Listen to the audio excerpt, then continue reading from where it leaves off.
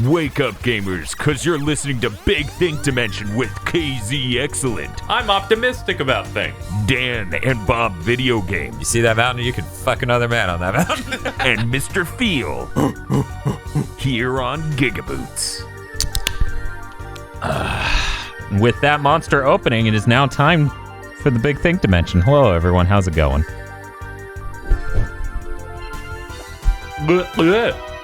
Just need to Did you shotgun drink like this. 5 of them in the normal. time of that silence? Yeah, that's actually what happened in that gap of time. You mashed the skip button, right? Did you make sure to drink it like Norman Reedus does? Yeah. We saw that animation 5 times. It's really great how he lifts up one leg while drinking as though he's having a time of his life with that can of Monster. Do you now Norman Reedus is like kind of a weird half redneck cryptid. Like you have to be. He's also like 50 years old. Yeah, well, you have to be to name your son Mingus. That's fair. So my question is like, is that just how he drinks things? Could be. I think they told him how much money he was gonna get. I assume that's just how he would drink something if he had to down the whole can. I'm devastated. I did not know that Norman Reedus is a manlet. He's 5'10". Tragic. Most everyone in Death Stranding is a real human being scanned in at scale. So when you meet so many characters in that game that are taller than you, I was like, oh shit. Yeah, when Nicholas Winding Refn's just looking down at you like a whole head up. You have to crane your head up to look at the director of Drive. He's like, hello, welcome to my orange and teal domain. I push this button and it becomes Only God Forgives. Like, no joke. You know what? Just to prove my point, I'm gonna pull up a picture of the trailer. No. And I'm just gonna copy and you know what? I think this is here's for the perfect fucking image. It's the movie poster. Tell me the lighting in his room didn't look like this. I mean, yeah, that's what the lighting looked like. Yeah. God fucking damn it. A button gets hit or something goes off and it turns into Only God Forgives lighting. Keep in mind, Only God Forgives, the one movie I haven't selected from my arsenal for cursed content because Jesus Christ, there's gotta be a line. I can't look at Ryan Gosling's neutral face without just cracking up. Okay, that Fuck you, Ryan Gosling. it might be great to put Feel through 2 hours of that and misery porn. I liked it more than anything Trish Hannah awesome. I like the movie. Holy shit, Bob. This movie is literally misery porn, and Bob's like, it's better than everything from Channel Awesome. It is. This isn't the Death Stranding spoiler cast. Please look forward to that. Yes. But what the fuck is it? Troy Baker. Yeah. If I was Troy Baker, I'd be upset because his character radiates such a powerful Channel Awesome energy in Death Stranding. We cannot talk about this here. This conversation has to happen in that podcast because Okay, I'll shelf it One for now. podcast. Hold out. so you know what I've been playing over the last week? Death Yeah, what is Stranding. it? Death Stranding. It's a video game. I think it's better to ask, did anyone play anything that isn't Death Stranding? Yeah, Bob, did you play anything else? No. Hey, KZ, Yes, did you play I'm anything so else? happy. No, I'm excited. Mr. Field, did you play anything else? No!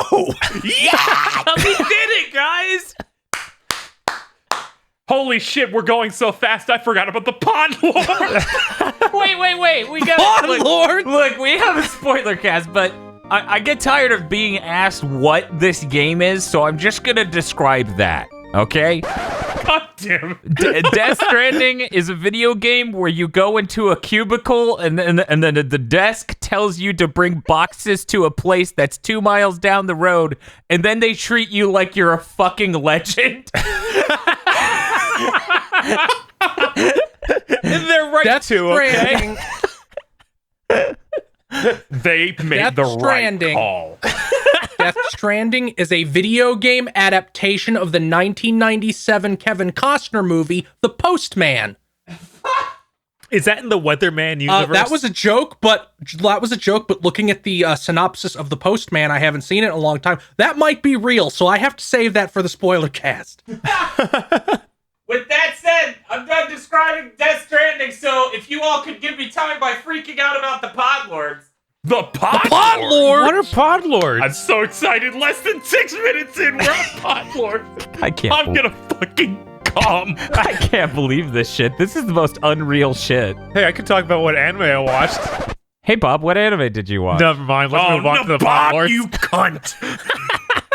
Yeah, if Bob's gonna talk about his anime, I have to talk about all the manga I read, so... No, The no. Podlords for this episode of the Big Thing Dimension are Danny Richardson, Notgak, E. Lee Broyles, Dandy Cageford, Bob Video Games Raw, Dank Yes.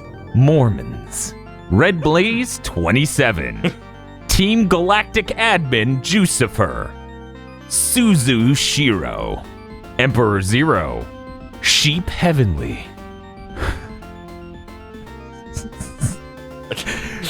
I'm gonna read it as it's written so nobody complain about how I said this. Junichi Matsuda is actually 3 impidimps in a trench coat. Chris Going out tonight. Fitzpatrick. Score Bunny Forma Pistola. Moon Muse Entertainment Studio. Mr. Feel's Wild Ambition on the Hyper Neo Geo 64. Man, I missed that. Oh my god, thank you for this patron. Thank you for this Podlord. Saved you a clicks. Thirst for Daisy Socks. No! No! Shame. Shamed publicly. Worse than me. You know, the best part No. was I didn't even see it. I was just on Twitter and then I see someone else I follow going, did Save You Click Video Games just like Peach or Daisy porn? And I'm like, what? They do No, it constantly. Oh, they did. They Why do did I it click these constantly. likes? And it's not. Saved you a click video games. Oh no. Oh no. When you make it into the Podlord stage of another podcast. Dude, it's just Daisy. It's just, only I'm Daisy. scrolling. Daisy. Oh, There's Daisy. 3,000 likes. He's making a statement. He's holding out a war, is what he's doing. This is like when Quentin Flynn used to like porn. Oh my god, this is Raw. incredible. Quentin Flynn Raw. It was bad. Our new Podlord, the only actual unironic Gary Busey stan. His image on Patreon, Gary Busey. So now I got Gary Busey's face Gary just Busey's staring at fine. Who doesn't like Gary Busey? I loved him in Nier. Stop. I'm just, this is a really great avatar for our Podlord. The segment's falling. Mark it. And 101 Shades of Wonderful. Thank you very much to our Podlords who got, Thank you, Podlord. they got out early this episode. Thank you. Thanks, Podlords. I don't have to bite this grenade that I was holding. That's good. Now, I have a suggestion for our news. I love suggestions. Are we going to go through our news as fast as we went through our what we played? God, Yes. Can we get a 25-minute big thing dimension? Can we do it, motherfuckers? Casey's I just think like- you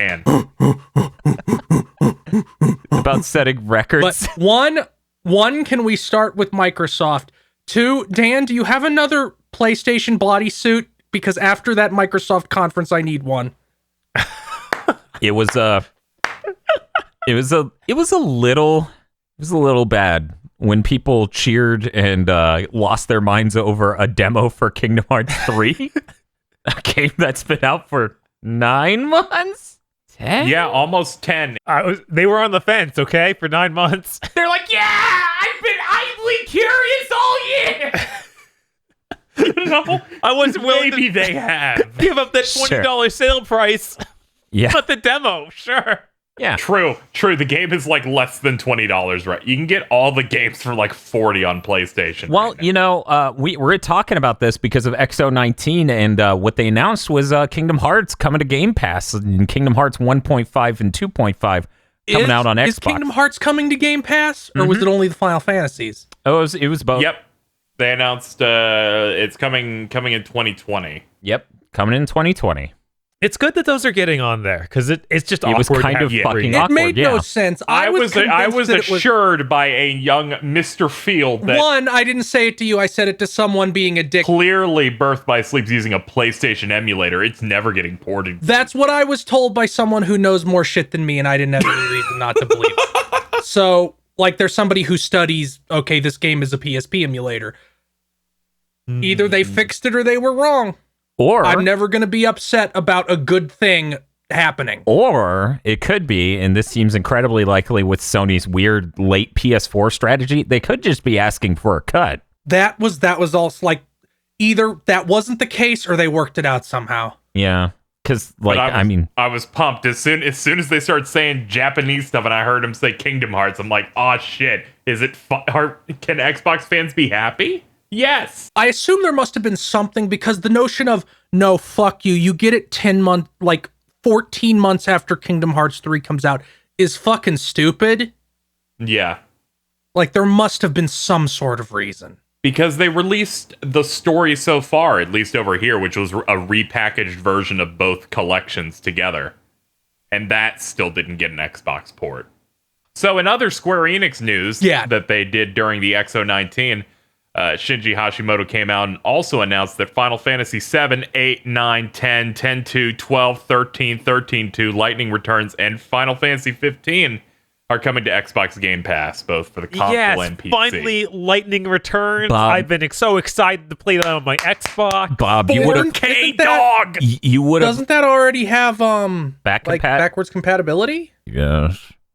Whatever. I want this version, I guess. No, I probably need to not. think for something. Bob, you would have... I mean, if it works on back compat, I can't imagine that isn't just the back compat version put on Game Pass. Yeah, Bob, that's probably what that is. You would have loved the reveal. See, Bob didn't get to watch the whole thing. He didn't have enough time today, unfortunately. Bob, this is how it goes, okay? Once he gets to that part of... Because it's actually the guy from Square. Right, Shinji. Yeah. He starts going, 13! And then the American guy goes, 13. He goes, 13-2! And then he goes, 13-2. And then he goes, Lightning Returns! And the guy goes, Lightning Returns. And I'm like, yeah, I think we're catching that, dude. It's so fucking incredible. It really was. It was the one time someone went there to advertise something that didn't have slime attached to it. Yeah. Yeah, it was a brief gap. Now I'm gonna make snide remarks about several games about this, but I can't make a snide remark about what Microsoft seems to have a real fucking problem that permeates this entire conference, where, I don't know, do they have a fucking witch's curse on them where they can't finance or make a game that isn't a fucking perpetually online platform? No. Because almost every single game in this is that. Yeah, they've had a huge obsession with that this whole gen. Like, every single game has an absurd amount of weird microtransactions. Like, even Gears is filled with it. Does Microsoft realize that most people only have room for like 2 of those in their life? So there's Bleeding Edge. What else is doing that? Is the new Rare game also that? We don't know. We don't know jack shit about that Rare game. We know it involves alien deers. Yeah, we've got Everwild, Rare's brand new IP. It looked like a trailer for so many other games I've seen in the past where it's just nature. It's so many. The only difference is they actually started showing people sneaking around toward the end. Sea of Thieves 2. It Okay, had got the it. same. It had the same energy as. I don't know what that game is. It was at a Ubisoft conference, I think, and had a guy with an owl mask. Oh yeah, Wild. I Oh, think Gods it and was. Monsters? No. Gods and Monsters was. We didn't see shit of Gods and Monsters. We saw like some dude's back. Okay. Then whatever you're mentioning is a complete brain void for me. You're talking about the one that it's ended just with called, the weird giant apparently woman, right? just called Wild. It was an open world survival adventure game that got announced. Oh no, this was Yeah, this was a Sony PlayStation thing. It wasn't Ubisoft. Yeah, that's the one where you like turn to a snake and like summon bears and shit. It's just like that thing's dead because Beyond Good and Evil guy was heading that up.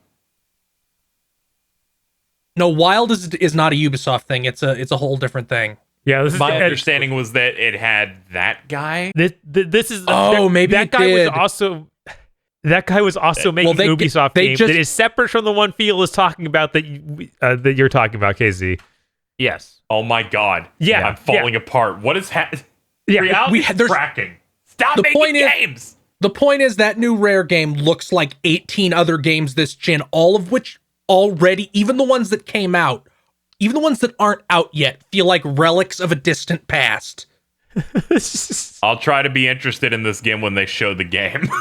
Yeah, that's the big problem. By the way, the designer we're talking about is Michel Ancel, right? Yes. Making 3 games at once? Question mark. No, he's only making one of them, but 2 other games are almost identical.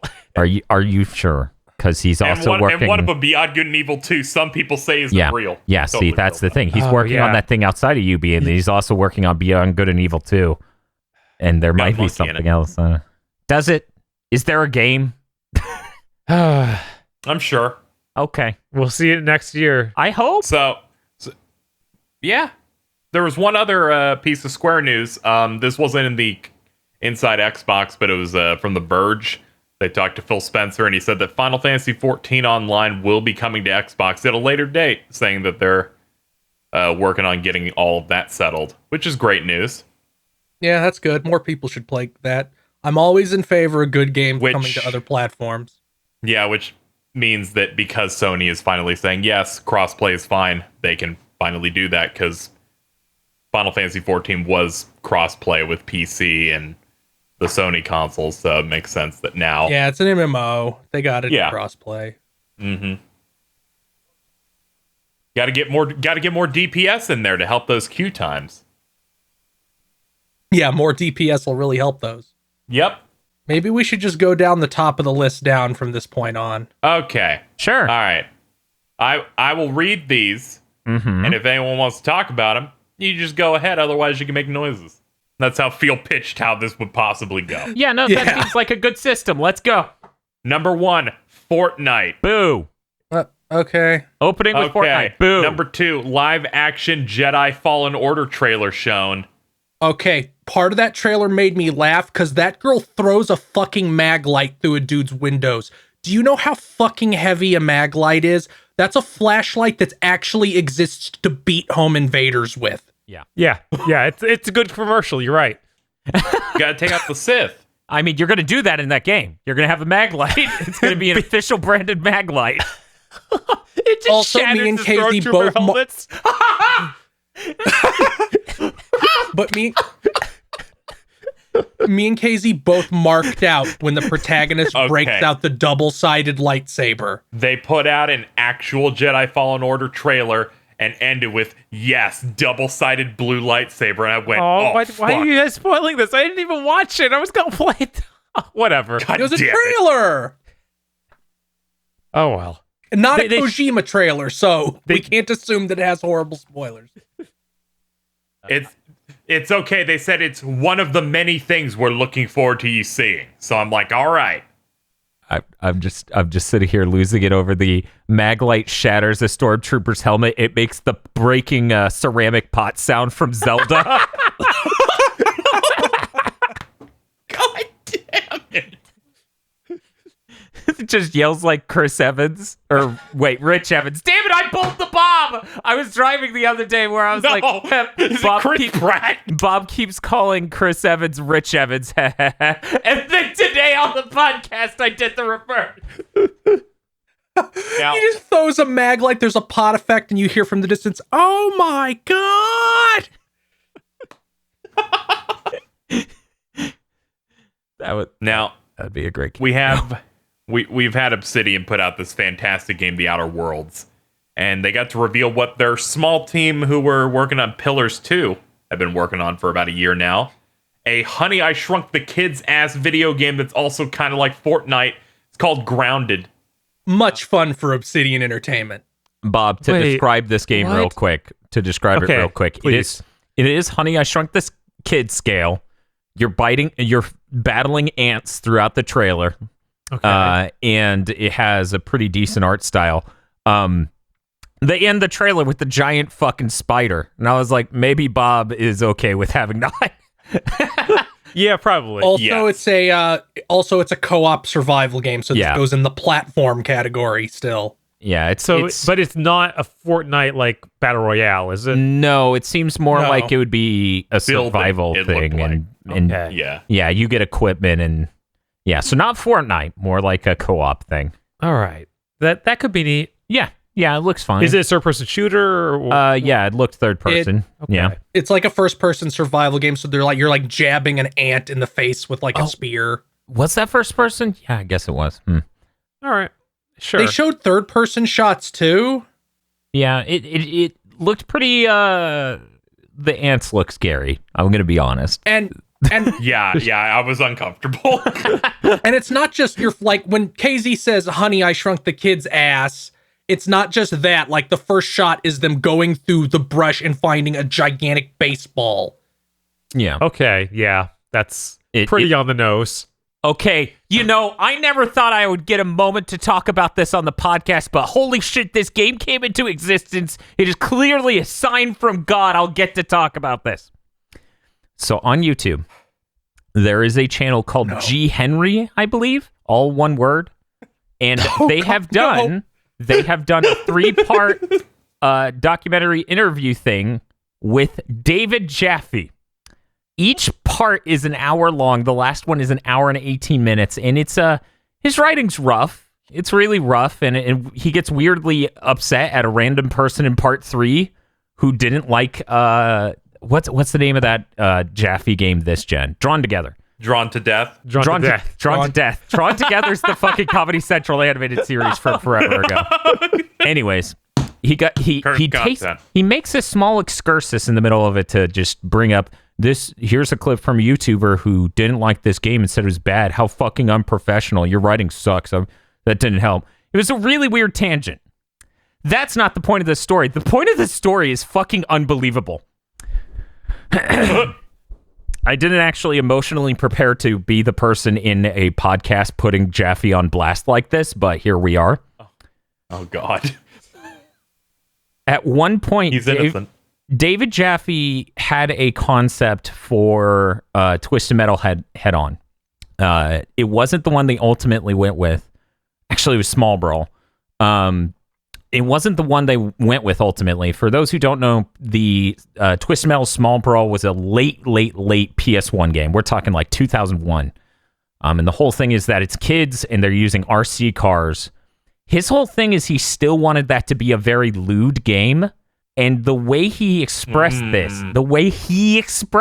was, I thought it was really cool that it was like an adolescent atmosphere, but it was kind of pervy. Like that would be interesting because I played this game called Mr. Mosquito, and the teenage girl's like taking a bath and you're playing as the mosquito, and it's really cool to have it be body like this, figured out how to get this and fly around, and she's really huge. And I'm just listening to Jaffe say this himself, and I'm losing it. And I'm like, Jaffe, man, Jaffe. Whoa. He was like, I just thought it was really cool. So, in the original pitch for Twisted Metal Small Brawl, it was a bit more of that style again. You would have like the sexy younger girl taking a shower or whatever, and you would punk them with doing that. Or at another point, a plumber would be working on something, and if you shot a missile at his pants would fall down and his ass crack would show. And I'm just like, this was a fucking weird tangent to go on, Jaffe. This was a really weird tangent, man. I didn't need to know. Are you okay with us naming the podcast Much Fun for David Jaffe? Yes! I'm sorry I was so silent during that. I started hearing fucking Kill Bill sirens and the world became a fisheye lens. I can include a link to the specific video in the description, but yes, do that. Okay, I could do that, but good luck finding it's an hour and 18 minutes and I'm not watching it again to find that one part. So, I guess we can move on to... I was honestly continuing like, the does list. it have to do with the next thing up, West of Dead? No, Or that had is to do or with- is this just because it's small? Okay, so here's why that connected dots. Okay. Okay. You know how the fucking news story says. Let me pull it up. Honey, I Shrunk the Kids. He specifically says in that tangent. He specifically says, I like that. Oh no. Most of the things that did this sort of thing before, Mr. Mosquito did it in a sort of kiddie way, like Honey, I Shrunk the Kids. It wasn't like lewd, but this wasn't like that, and I thought that was really cool to do it that way. Wouldn't it be really cool though? This is bad. I'm corpsing. Bob's cackling. Feels having an asthma attack. And Jaffe, if you somehow West find is this dead. part, Jaffe, if you somehow find this part and listen to this because you have a lot of free time, this is Fuck why. you. This is why. Okay, one, Mr. Field would like to say that, but two, this is why you don't record a show where you just are running it by yourself and say whatever pops into your head for hours on end. Because he runs a YouTube channel, for those who don't know, and I presume that excerpt is from that. It sounds like a lot of the interview stuff happened via that person calling into that show and asking questions. That's when you go. That's when you go and say something like that. That gets my attention. I never would have brought up that interview, but here we are, Jaffe. So what else happened at Exo? Okay. All right, we're gonna continue with our list format here. West of Dead was shown. This is a multi-platform game. Open beta's out on Xbox. You play as a Ghost Rider looking dude in the West. Who's like a cowboy. I think Mike Mignola is involved somehow. I don't understand how the first thing you guys didn't say about this game. Like, I don't understand how it wasn't. Bob, the main character's Ron Perlman. Wait, what? Really? Oh yeah, it's right. It totally is. I It's didn't notice basically for like some reason. the Hellboy game, but with a skeleton cowboy. It honestly seems fire. pretty cool. Sounds cool. It's very raw. Seems neat. Open beta though, so is this like an always online nonsense game? No, thank God. At least I don't think they didn't drop that bomb on this in this conference. If It's that bomb multi-plat, exists. so probably not. Next up, Sea of Thieves is alive. Is it? They showed more. I don't know. They're making stuff for it. I was so. like, making They- stuff for it is not cool. does not mean it's live. They are. They're Okay, making an you're- expansion pack. Oh, Yeah. that's cool. They're doing more than EA is doing for Anthem. That's nothing. That's just They're barely doing more than anything. Ubisoft is doing for Skull and Bones, that game that is never going to fucking come out. It's going to come out one day, and we won't play it. Next gen Skull and Bones is gonna be amazing. Maybe they'll realize Unless your at some point- contact gives us a fucking code, in which course I'll be forced to. I mean, yeah. I have to imagine either it's going to disappear forever or going to reappear is just Assassin's Creed 4 2. That would be better. Yeah, of course. Assassin's Creed 4 too. Back when Assassin's Creed 4 came out and blew the fuck up, they said, yeah, we've been considering just making that its own series. I mean, that's the best one they've done. And then they were like, here's our ones we designed for next gen. They don't run. They're all bad, and now they're bad in new ways.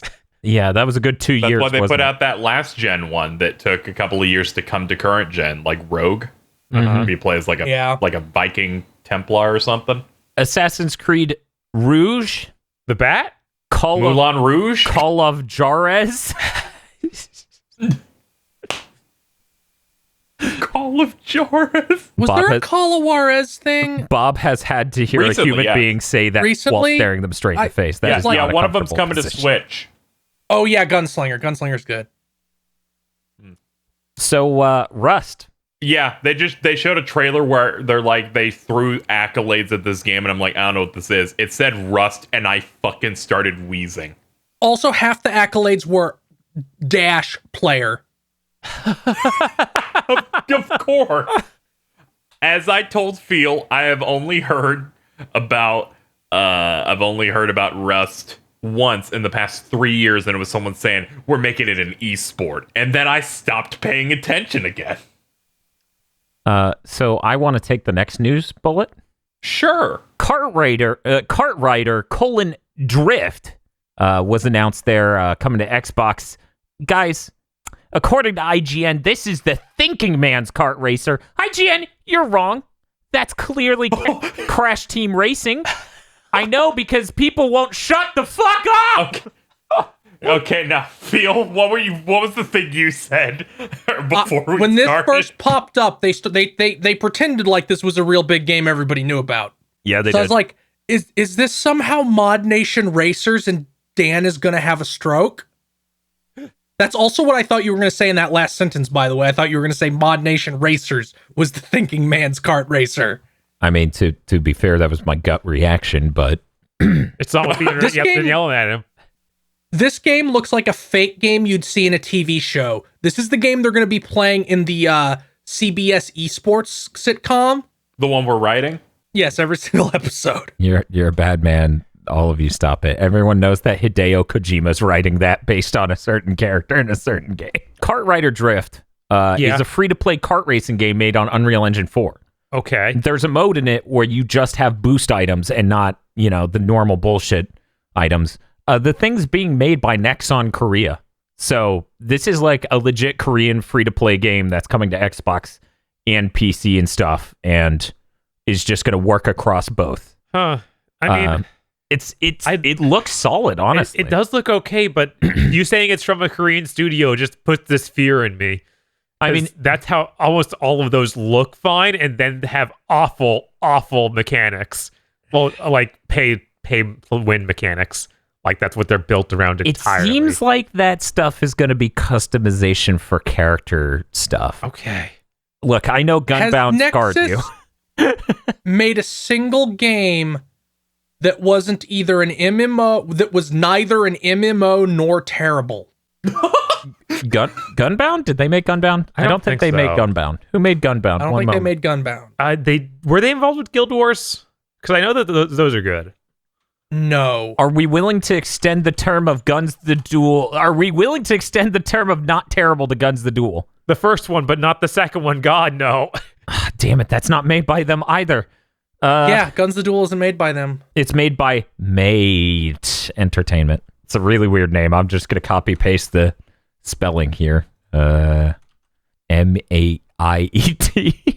Mate. Mayat.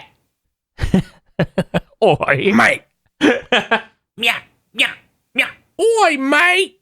See, exactly. Oh my god, that was man, I'm so glad I didn't stream this conference. I would have been insufferable more than usual. Impressive. Yeah, I think I sent KZ the private message near the start of this. Let me look exactly what I said. We're reaching levels of oi previously not thought possible. Jesus Christ, you two. There was a guy at the start. I didn't know what the fuck he was saying. I think he said the word gizpop. Yeah, this is Phil. What is this man saying? Oi, porridge, giz pop, oi, coupon. I couldn't understand what the fuck he was saying. Well, they were doing a lot of stuff where it's like, hey, if you get Game Pass right now, you get 3 months of this, you get 6 months of the Nitro, you get a Funko Pop, and you go on Mixer. There's a lot to do. So, hey, Bob. Hey. The people who made Remember Me are bringing Tell Me Why, an episodic story thing to the... Ain't nothing but a heartbreak. Dan, please. Let's just talk about them making Life is Strange and let them forget about the past. I mean, burn it if you must. This is just this. I guarantee this because they made that one thing that was not called Life is Strange, but was part of the Life is Strange cinematic universe. Yes. Oh, you mean This has to be like that. Is this exclusive to the Xbox? Yeah, but this is going to have multiple episodes. I can't imagine this is exclusive to the Xbox. Because I don't think they said Xbox exclusive. Yeah, they're usually pretty clear about that. I love that narration guy. He's great. Bob, this is how much this sucked. What's up? They start the thing by going, our producers have described this as being Twin Peaksian. No, this was not the thing they described as Twin Peaksian. Okay, what was the thing they described as that? The Annapurna thing, Last Stop. The Last Stop. Okay, sorry. I'm highlighting it. It's down there. Sorry. I'm trying to remember something distinct This was about more Tell Me Twin Why. Peaksy than The Last Stop. Yeah, no shit. The Last Stop was not Twin Peaksy at all.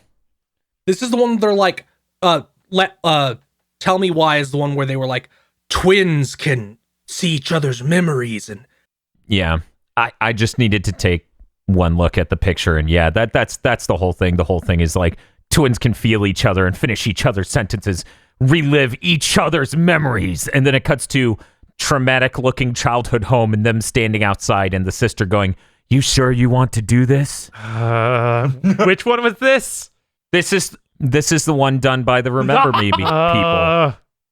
yeah, this is Life is Strange 3, but it isn't called that. It's going to be in the Life is Strange cinematic universe, like the Captain whatever the fuck from last year, 2 years ago, or whatever. The Awesome Adventures of Captain Spirit. That's what I was thinking of. And then they did Life is Strange 2,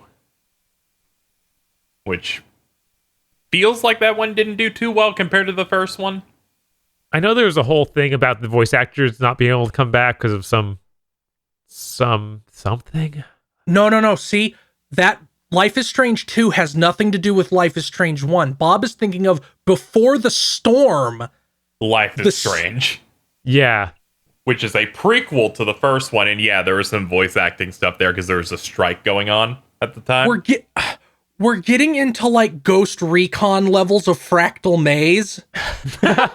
No, nothing will be as bad as that. The Ubisoft conference where every game bled into each other. Real quick, a last little thing we're going to talk about before we move off of this game. Reminder, don't nod is the same forward as it is backward, and also it makes you sound brilliant because you're not agreeing. Why'd you have So why'd you have to? Okay, if you're gonna fucking throw toxic shit out here, let's talk about Ninja Theory's video game. Yeah, sure, I'd love to. I can't even shit on this. Stop showing me this. It's fucking ugly. It looks horrible. I like the snake dude. I just feel tired every time I see this fucking game. I'm looking forward to giving it a chance. Same with me. Well, Game Pass makes that accessible. Yeah, it does. Because I wouldn't even pay the $30 they're asking for it. Feels so apathetic. I asked him to put something in the notes for commentary on this, and he didn't even do that. There's... Yeah, I watched the trailer too. There's nothing to say. Yeah, because it's not gameplay. Right, it's just a character trailer. Right, and like all the characters are bad looking, but you got what else you say? I don't like these designs. It's going to be the worst game like that in terms of feel. Guaranteed. I think it's going to be really hard, but this game may just barely be able to top Guns the Duel 1. I was going to say, no, it's not going to do that, but it might be better than Battleborn. Bob, that is the lowest bar in human history. But ugly. No, I would not bet money on this being better than Battleborn. Oh no. Sorry, did you say Battle than Beetleborgs? Big bad Beetleborgs? Better than Raw. The ghost looks like KZ. Shut up. I don't even know what the ghost is. Also, Planet Coaster was shown, so that's neat. I like that a dinosaur was playing on an Xbox controller at one point. That is accurate. That occurred. So is this just like a roller coaster tycoon, but they don't own that license, so they can't call it that? I don't know if it's made by the same people, but Planet Coaster's been around for a bit.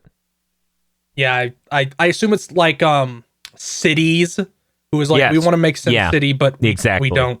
It is City Skyline, but for roller coasters, that sort of thing, where it's not made by. Yeah, I mean, I'm interested. I think my brother bought it for me for Christmas 2 years ago, and I haven't had time to play it. Let me go check. That'd be pretty on brand. Yep.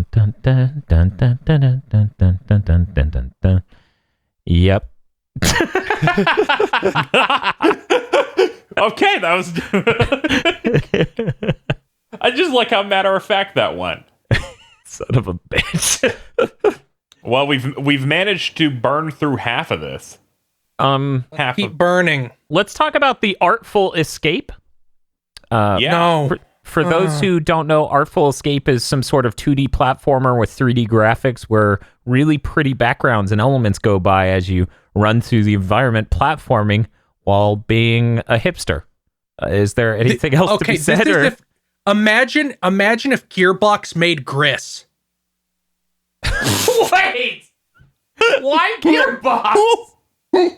Because they have like neon 80s shit and you have an electric guitar in parts of it. I was gonna say Double Fine. Yeah. Yeah, it also had that very Double Fine-esque energy. They're the same company, basically. Gris is toxic.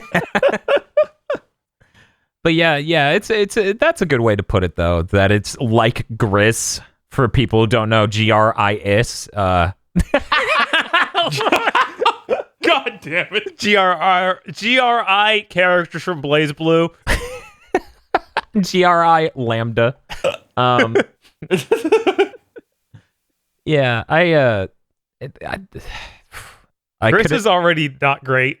It was honestly, already bad enough. It looks bad in the same ways as Gris. So I'm not too confident about it, but it looked. I think it was really pretty art. Because at least Gris had like really pretty animations. This like your limbs are fucking flailing around. It's just, yeah, but the environments looked really pretty, and certain enemies did too. Whereas Gris, nah. They've been working on this game for a while because this was shown at E3 2017. Yeah, when they showed this trailer, I was like, yeah, I've seen this for a while, so I'm just going to turn off my brain. I remember because they ended that 2017 trailer with "It's coming when it's damn ready." So apparently this must be a huge game. You know, I was thinking about something, and during this conference, it had nothing to do with David Jaffe. Oh, thank God.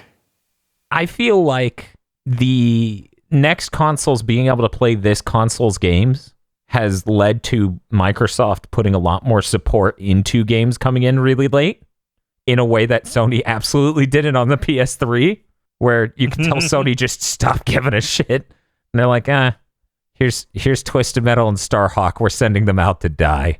Yeah, at least there was Last of Us at the end of all that.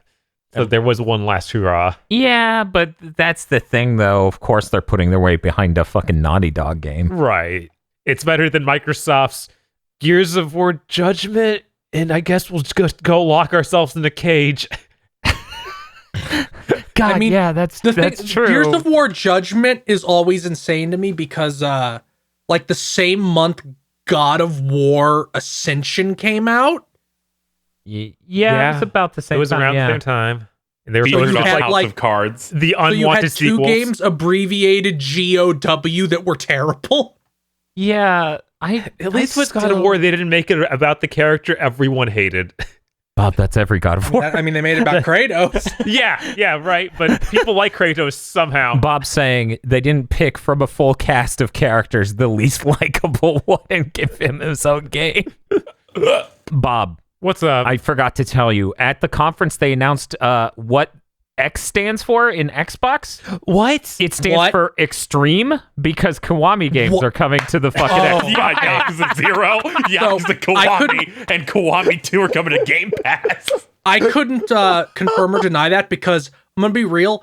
Every time they switched to talking to somebody mode instead of trailer mode, I muted and retabbed.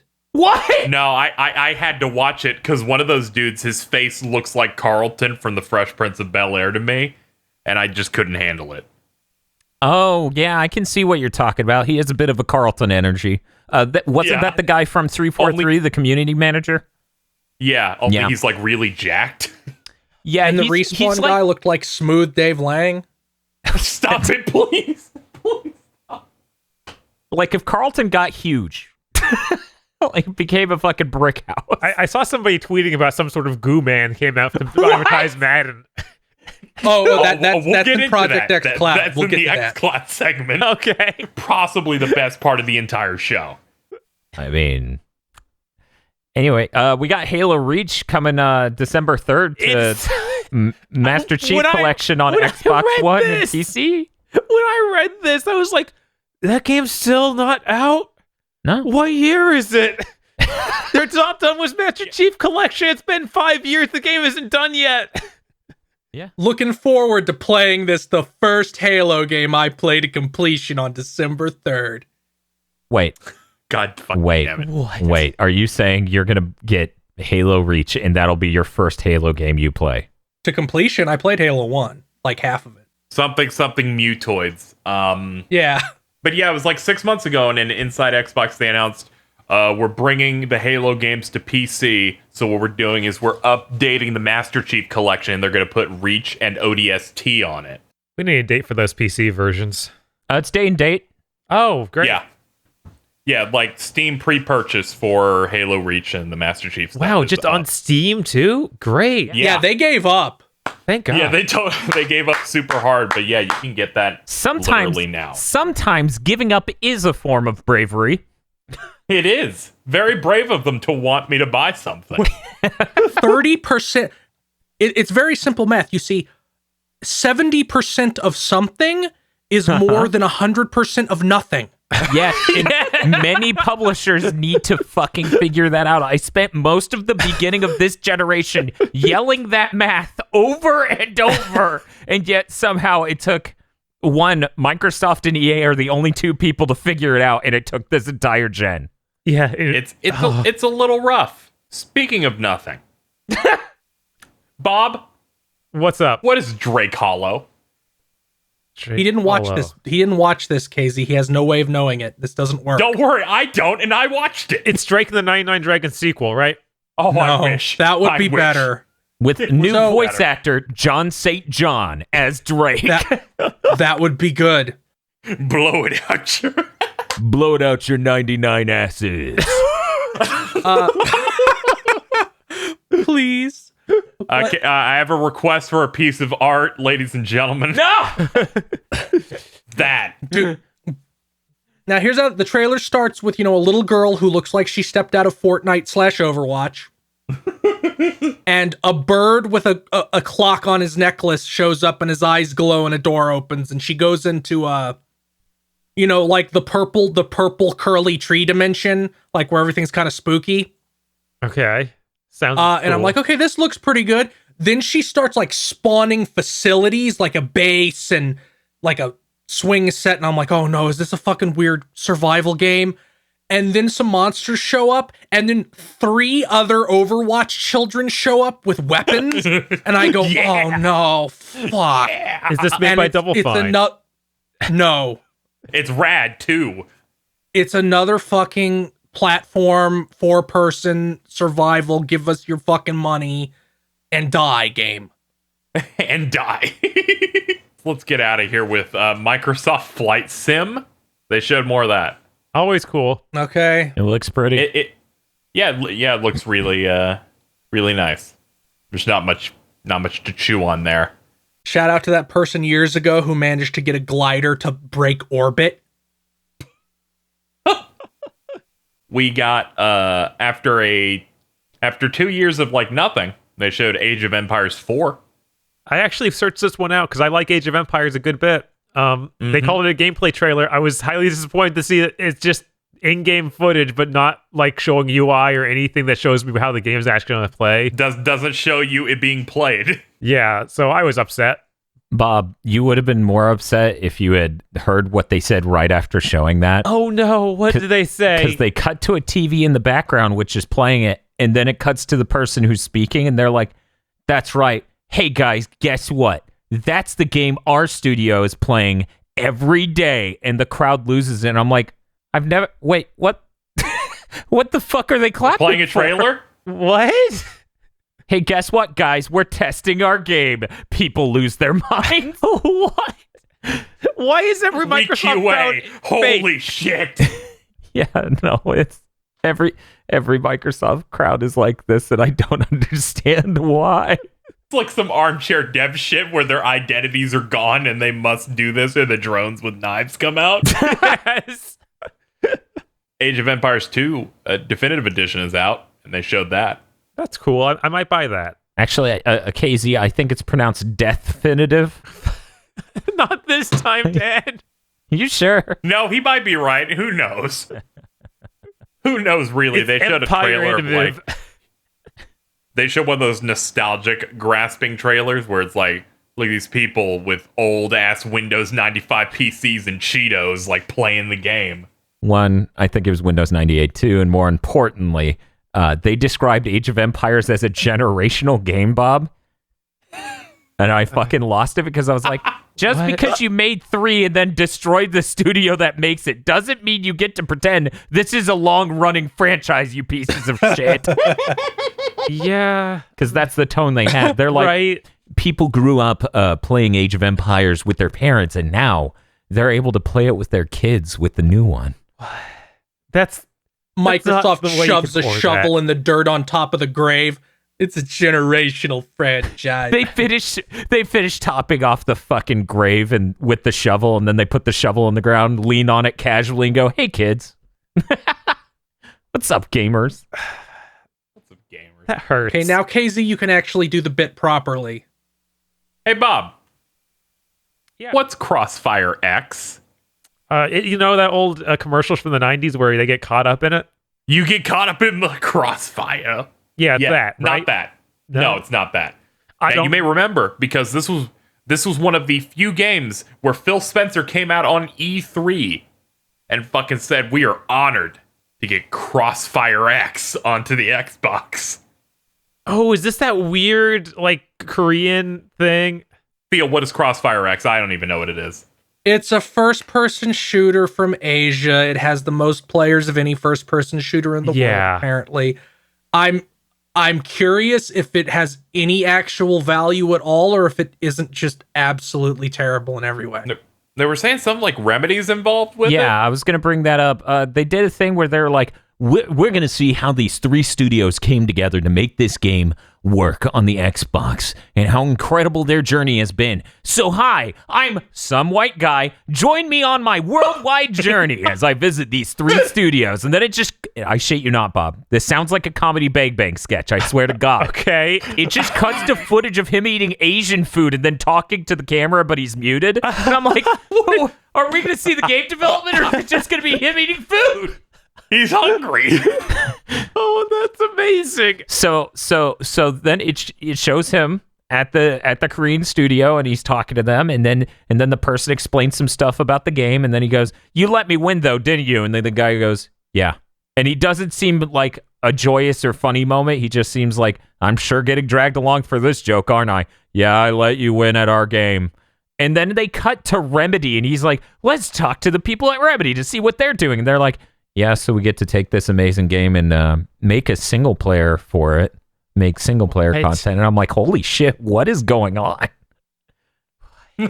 My understanding is this game is like almost like Asian Counter-Strike. Yeah. So is it used entirely for money laundering or only partially for money laundering? No, it's like Cooking Mama. Here's what's going to happen. You're going to load up Crossfire. You're going to get a drop. Then Kazuma Kiryu is going to kick down your door and slam your face into the ground because you're money laundering via the game, and it's a Yakuza side quest. Apparently, this game came out in fucking 2007? Yeah, it didn't look like it was built on the latest technology, so that doesn't surprise me in It the was built least. on Lithtech Jupiter X, the same engine the original Fear ran on. Whoa. Oh my god. Dan wasn't ready. No! This is built on the Haze engine. Oh, maybe I'll have that cool thing like in Fear where you get the nail gun. You can, like, when you kill guys, And you they get nail stuck people to the wall. This is only acceptable if they still use the weird voice filtering and have them go, "Oh!" Kill them. That's the only way I'm okay I'm with looking it. at the list of games made on this engine, saw Gotham City Imposters, and immediately got shot in the chest. Something's better left in the past. That's incredible. Bob, the third studio they visited, Uh-huh. I don't actually know who it was because I was playing Death Stranding and I was delivering important Amazon packages for assholes up in the mountains. Right. However, the comment they visit this guy, here's the entirety of what he says, okay? We've got a multiplayer that's really for everyone. We've got down the sights gameplay. Really, we got everything you need. That was his whole statement. That was That's how they sold Fallout New Vegas. We got iron sights. All right, moving on. The Sights gameplay is all you need. Oh my god. I fucking lost it. It's like, what the So, fuck? Bob, do you now understand what Crossfire X is? I think I have a better understanding, yes. And then it segued from that guy saying that unbelievably lame shit to, well, we visited all these studios. I hope you enjoyed taking this journey with me. And I'm like, I swear to God, if you cut to you eating some more food. Comedy game. I hate you. So now Last Stop is the game that they said was Twin Peaksy before showing a trailer that was fucking nothing like Twin Peaks at all. Hey, Bob. Hey. You might have a vague idea about what Twin Peaks is like. Yeah, here it's like Deadly Premonition. It's like that, and it's like Silent Hill. Run in the opposite direction of that. So it's like all well acted and serious and maybe a more modern setting or more futuristic even. No, don't think of it time-wise. Think of it tone-wise. So it's like, why are you in my body? What's going on? This person's doing a mysterious thing. Oh my God. And I'm like, this isn't anything like Twin Peaks, you fucking idiot. Absolutely nothing like it. Wow, yeah, that's just straight. Okay. Think about that Sinner sandwich cutscene, okay? Right. Think about that. It was nothing like that. Yeah. There was no bizarreness to There it. was no bizarreness at all other than, you're in my body! What? Now, I've never heard of that before. Now, what David Jaffe's going to say about this game in 11 years is that he thought it was really cool that they switched bodies. Please. I'm sorry, you have to title the episode that. It's going to happen. now they showed more Minecraft dungeons, and the opening involved like a key with big eyes. And I swear to God, that motherfucking key was making banjo sounds. I can see how you thought that. I did not come to the same conclusion, but I totally understand. Because it was like, and it had big eyes and little legs, and I was like, oh God. Yeah, and you saw like a wrapper on the ground that you thought would be for spearmint gum. It was very strange. Very strange. I thought it was the new Banjo-Kazooie game because they went Bubblemint Gum. Oh, I know last time we saw it, it was like, that could be an okay dungeon crawler. Sorry, I was thinking about Banjo-Kazooie, but it's always online. Is Minecraft Dungeons just we made kind of a Diablo-esque game and then skinned it Minecraft? Yeah. But it honestly, gameplay-wise, it looks all right. Yeah. Okay, that's we killed everything but xCloud. Okay, no, Wasteland 3 closed the show. Oh, that's right. Weird thing, Bob. What's up? They noted the person who's working with them on music selection for Wasteland 3 because they got a lot more money for the game after Microsoft bought them. Oh, okay. Worked on the music for every Tarantino film. Oh, that's neat. I was like, fucking what? What a weird... I was like, what the fuck? What a fucking weird track record. Maybe not every, but they did say works with Tarantino on the music selection for movies. And I'm like, man, that's fucking okay. That trailer was kind of weird. It just panned over environments as a person's like, let me tell you the setting. Because it's couched as this is a person who runs a radio show in the universe of Wasteland talking about how democracy and freedom burned to ashes years ago. And they walk upon the ashes of it every day. That's it.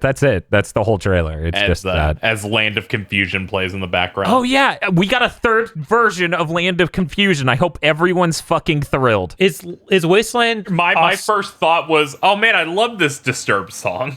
You fucking monster. Fine, sure, whatever. I mean, I'm not going to lie. The first time I heard that Disturbed song, I was like, I love this Disturbed song. And then someone goes, it's a Genesis song. And I'm like, this sounds nothing like Sonic the Hedgehog, you fucking liar.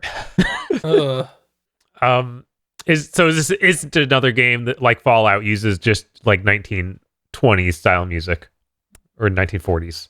I don't know about the other games of the series. I haven't really played them, but what they say in the trailer is that the bombs fell in 1987. Okay. So Wasteland 1 predates any Fallout, and I don't think it had like the 50s bend at all, and I don't think Wasteland 2 did either. So I think it's just its own thing. Okay. Yeah, the dude when he was up there was like they started with Wasteland, then did the Fallout stuff, and then came back and got the license for Wasteland 2. And then they kickstarted that, and now we're at 3. But yeah, like It also makes sense that it would have burned up in 87 because they used the song Land of Confusion. So, very fitting. Damn it, you beat me to the walk walk. Bob, do you know that song? I know the Disturbed version. I'm having trouble remembering the original. Here's the original version only. Yes. It's a good song. It's pretty close to the Disturbed version, honestly. This version is not like that. It's just like every trailer that's coming out nowadays with an 80s song made spooky. Oh, okay. Sometimes that goes all right, and other times it's like, no. And other times it makes me scream and then call up my friend who also likes Depeche Mode. Or this is about Evil Within 2, isn't it? Oh, thank you. I was trying to remember the exact game I fucking hated. God, that trailer. There's Evil Within 2. No, see, that's fine. Good game. Sure. We don't get comments constantly about you being wrong. Which one of these cloud gaming things were we going to talk about first? Just say the EA thing, and then we'll move into the main part, because that was funny. Okay, during the xCloud segment, a EA homunculus showed up to peddle Madden 20. Dear homunculus, I am sorry my co-host called you a homunculus. I hope that doesn't hurt your homunculoid feelings. I hope it doesn't hurt his fucking lizard feelings, because this dude was a lizard. He walked off screen and molted. Please do not beat me to the character Rango, portrayed by Johnny Depp. Bob, this guy, he was so fake excited for Madden 2020 on xCloud, he sounded like an alien. Wow. I used to see this. My entire Twitter timeline just became alien, lizard, android, Mark Zuckerberg, Hillary Clinton, lizard, when he showed up. I was not looking at the screen. Good.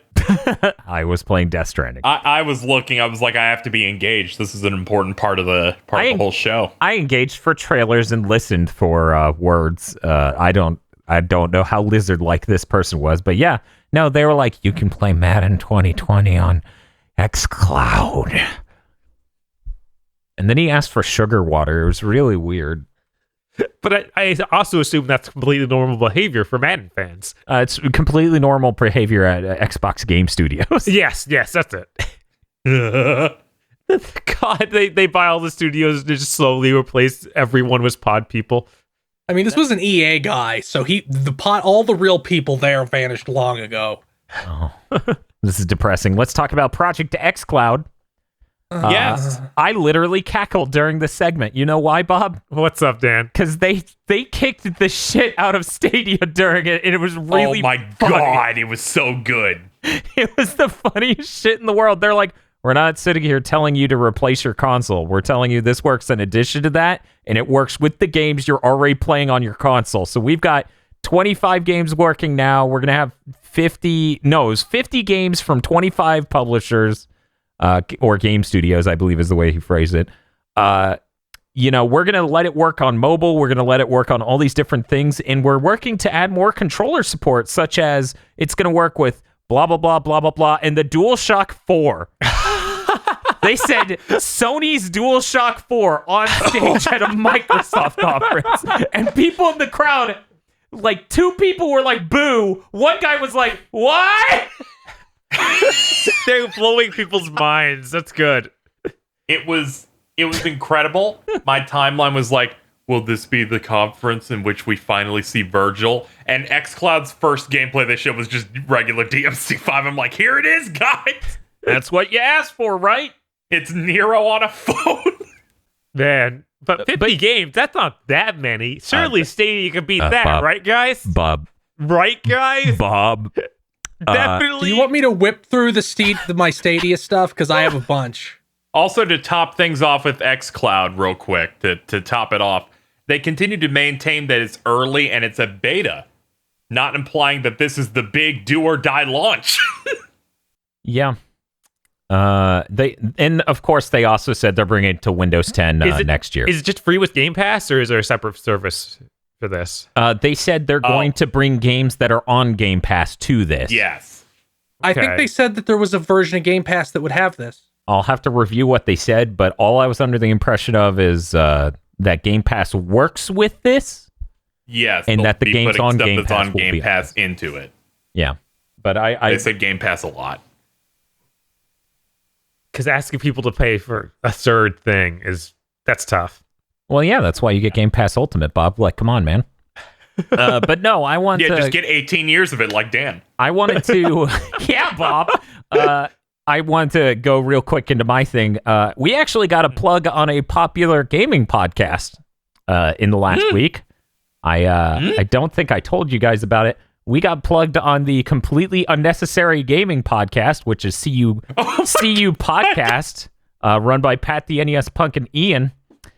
Hey, Pat. Guess which part they plugged us during? Ian. Oh, no. It was during Was it by number 9? It was during the Stadia part. Okay. Ian at one point goes, yeah, my friend Dan over at GigaBoots, he does input lag testing on stuff. He's buying it just to do that. I've never been so excited for someone to throw their money away before. Oh my god. I saw this video in my subscriptions and went, I don't want to hear about Stadia. If I had clicked and heard you, I would have fucking had a stroke. Yeah, and see, that makes me sad that you didn't, like, slide into the, like, because I watch it occasionally, but yeah, about 7.5 minutes in that video, which I've now linked, Ian brings up the fact that I do that sort of testing, and it's just they run like through this video, because this video specifically is a cutout from the full podcast. They talk about the launch lineup, which even I hadn't done yet. Holy shit. Not only is it small, most I of it's can't handle really it. I old. heard it and I can't handle this. This is fucked up. It's like the launch lineup. Mortal Kombat 11's the newest thing. A third of the games are Tomb Raider, I think they said. And I lost 3 Tomb Raider games. I was like, what? How the fuck is this thing 3 Tomb Raider games? But yeah, no, so that was neat. I'm gonna be honest, I wanted to reference a few times Ian from Pat the NES Punk's podcast, but I think I didn't do it on this podcast because I'm like, I don't want to come off as that guy who's like, yeah, so I have this, I rub shoulders with popular guys. So anyway, but yeah, I'm glad Ian's excited for me to throw my money away on the stage. That is the best, like, assessment someone has had of you that's, like, outside the inner circle of, like, I'm so excited for Dan to waste money. This is how you know the Stadia situation's gotten dire. We know one person who's pre-ordered the Stadia that isn't me. Bob, you know who that is. Yes. It's my brother. Right. He texted Yeah, I me was about to say, it's your brother, right? He texted me the same day that this video popped out from Pat and Ian. He texted me, hasn't seen the video, and he goes, I'm thinking about canceling my pre-order. This is out of nowhere. Well, that was the day that they announced all the amazing launch lineup. The amazing launch lineup and how people aren't getting it per se at launch. Yeah. Did you see the fucking AMA? Yeah, where everything was like asterisk. I was gonna go into There's that. only one detail I want to talk about. You can talk about all the rest. Bob, a Google employee said if there's anyone in this Ask Me Anything thread who is okay with me showing up at their house on this day at 9 a.m., I'll hand deliver your Stadia. I was like, yeah, that's... He's like, if you're in the Bay Area and you're okay with do you me want to buy showing- this new platform from a sociopath? I've never... That's so Silicon Valley. You get just this weird, like, fake Phil Spencer shows up at your house, and you're like, this doesn't seem right. Phil, are you okay? Like the Stadia version of Kevin Butler appears. No, I like Phil Spencer. I like Phil Spencer a bit more because imagine Phil Spencer, but all of his energy is gone and he looks dead and he's just weirdly moist almost looking and he's just like really low energy. Like he's just some homunculus made in the form of Phil Spencer, and the guy at the door, you know, it's the Bay Area, it's Silicon Valley, like out there, and somebody's just like, Phil, are you okay? And he's like, Phil? I'm not Phil. My name is Bill. And then he's just like, oh my God, what the fuck did I sign up for? Don't let Google employees in your home. Ever. Absolutely Ever. not. They're peddling a platform that has less games at launch than the beta of xCloud. Yeah, how fucking insane is that? Guys, this has less games than the launch of the 3DS. The 3DS, in which it did not have the eShop at launch. Can I start unloading? I'm dizzy start by Bob's beating on this comparison. I'm worried that I'm right, but I'm pretty sure I'm right. Jesus fucking Christ. Yeah, go ahead. Jesus, fuck. Okay, first, you will be able to get achievements on Stadia day one, but it will not tell you that you got them, nor will you be able to look at them. What? They can't. They can't do that. They're like the Epic Store. They don't know how to make things. So whenever they get that online, you'll still get your achievements, but you won't know it until this comes on whenever. They're secrets. Chromecast Ultra will not support Stadia on launch day. Only the Founders Edition Chromecast Ultra will support Stadia on launch day. The estimated time when the others will be able to do it is soon. Yeah, that's the best. Family sharing is not going to work at launch on Stadia. The team says just go ahead and buy a second copy of that $60 game that you don't actually own. Stadia on iOS is slated for eventually. I haven't entirely followed Stadia. I'm assuming Stream Connect is you stream shit on Stadia. One title will feature it at launch. What the fuck? That shit is a core part. Oh, no. I'm sorry. One title will have it by the end of the year. This is a core feature of the whole reason someone would buy this. The fuck do you mean it's not making... What is that feature? Please. Okay, I have the list here. Let me see. Oh god, this is ridiculous. It's where you can jump into a streamer's game at the same point as them. Yeah, that's supposed to be a core part that was of a the huge appeal.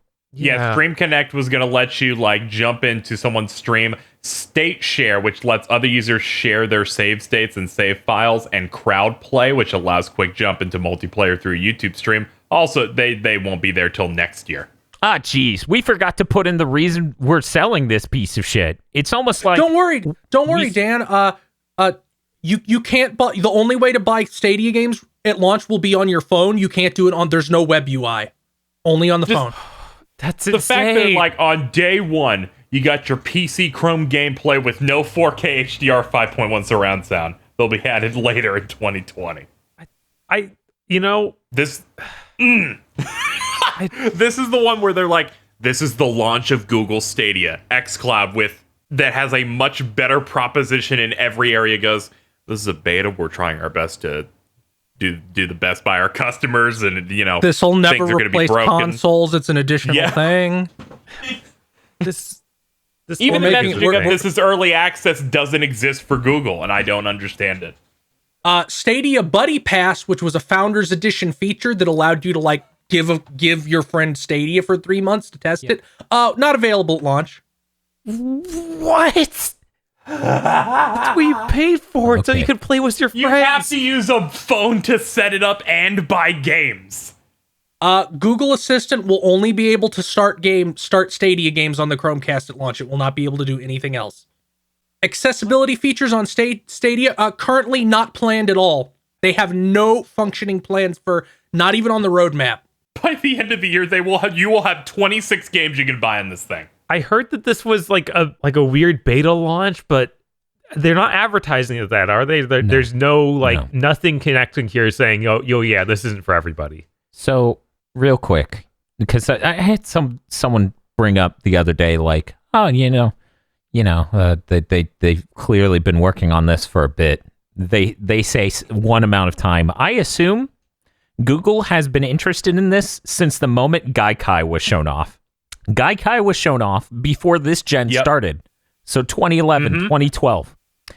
I remember Gaikai was like on banner ads on Screw Attack. You dumb motherfuckers spent 7 years trying to get this shit off the ground just to shit your pants?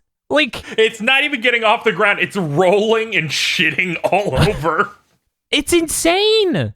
Like, I get I get you're trying to get the jump on the next gen console. You're trying to look impressive this year and have this sort of thing up and running before the next gen consoles are out, so that way you can be a valuable proposition for people who don't want to buy a piece of hardware. Because keep in mind, you have to have the subscription and buy games. The subscription doesn't get you free games other than Destiny 2. Oh my god. Then fucking launch the thing partway into next year. You still have time. Now, I have one more thing to punch down on Stadia with. Sure. The president of Koei Tecmo, Hisashi Koinuma, was interviewed by the Wall Street Journal about this. He is a Stadia partner, by the way, so he's on board. We've been playing it on test servers and it's had problems. We expect shitloads of unexpected problems at launch for sure. This dude's a partner, basically saying we shitted. I heard other articles saying developers were worried about Google canceling it. Google Stadia developer said, yeah, a bunch of them are really afraid they'll just cut this shit out and then we will have wasted our time. They're fucking going to.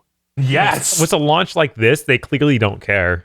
They care just enough to make everyone's life worse.